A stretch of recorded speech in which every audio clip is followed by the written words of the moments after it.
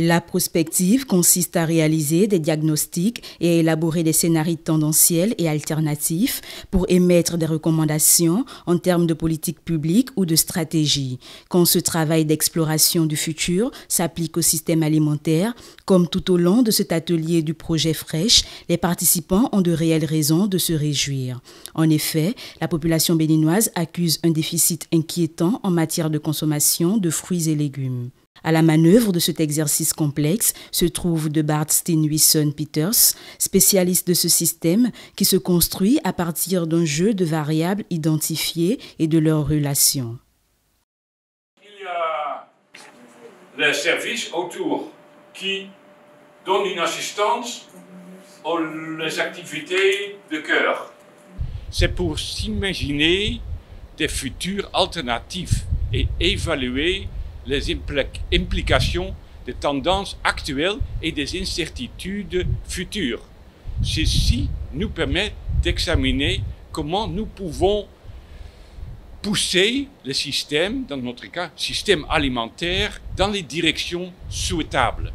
Puisque c'est le système alimentaire du Bénin d'aujourd'hui qui fait l'objet de projections fictionnelles en partant de l'existant, une présentation des grandes articulations du système alimentaire béninois, incluant les fruits et légumes, a été faite à cet auditoire particulièrement attentif. Il y a un programme d'arboriculture sur le domaine des fruits et légumes qui stipule la promotion de l'arboriculture fruitière pour la réduction de la pauvreté, l'amélioration de l'employabilité des jeunes et des exportations. Et là, ça prend en compte 3 spéculations majeures, la mangue, la papaye et les agrumes. Il faut supporter ces projections qualitatives par quelques données quantitatives. On n'a pas nécessairement besoin de données quantitatives dans un premier temps pour se projeter. On peut se projeter à partir de ce que les gens pensent ou ont envie qu'ils arrivent dans un système à partir de l'état actuel. Après des échanges riches et des contributions pertinentes, le petit groupe de spécialistes s'est réparti dans 3 groupes thématiques. Des travaux de ces groupes ont jailli des propositions qui ont permis d'améliorer le contenu des documents soumis à la plénière. J'ai beaucoup appris sur les implications des légumes et des fruits sur la sécurité alimentaire et nutritionnelle, les scénarios possibles et les implications futures selon les décisions qui seront prises. Il faut tenir compte du caractère périssable des produits maraîchers et il faut procéder nécessairement à la conservation de ces produits, tout en respectant les normes et qualités d'hygiène et autres. La logistique pour aller prendre les produits de chez les producteurs à nos lieux de vente, ça touche déjà la qualité des fruits et la qualité des nutriments qu'il y a au niveau de ces fruits-là. Donc, nous avions travaillé à ce que ça ne soit plus comme ça dans 10 ans, dans 20 ans, dans 30 ans. C'est important parce que la filière, d'abord, c'est une filière économique, ça procure du revenu pour des milliers d'acteurs au Bénin. Ensuite, ça joue un rôle très important dans la nutrition en fournissant les micronutriments.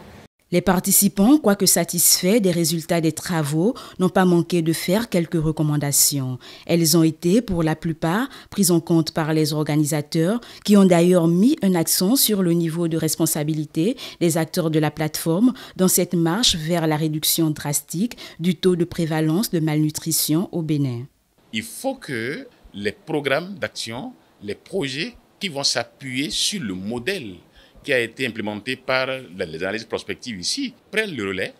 À partir des facteurs déclencheurs que nous appelons moteurs, les tendances d'ici 2060 et les incertitudes possibles, nous avons sorti des scénarios qui constituent des boussoles sur lesquelles l'État devra travailler après pour pouvoir améliorer le système alimentaire au Bénin.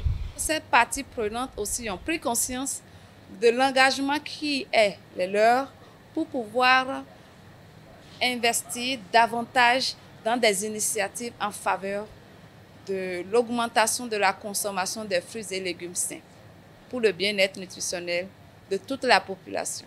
L'atelier tenu les 7 et 8 mars 2024 dans la commune de Grand Popo a connu la participation de tous les acteurs de la plateforme, à savoir le secteur public, le secteur privé et la société civile. Le dit atelier, initié par World Vegetable Center, entre dans le cadre de la mise en œuvre du projet Fresh, un projet qui vise à augmenter la consommation des fruits et légumes au Bénin à travers une production saine, durable, respectueuse de l'environnement, tout en garantissant un bon revenu aux différents acteurs de cette chaîne alimentaire.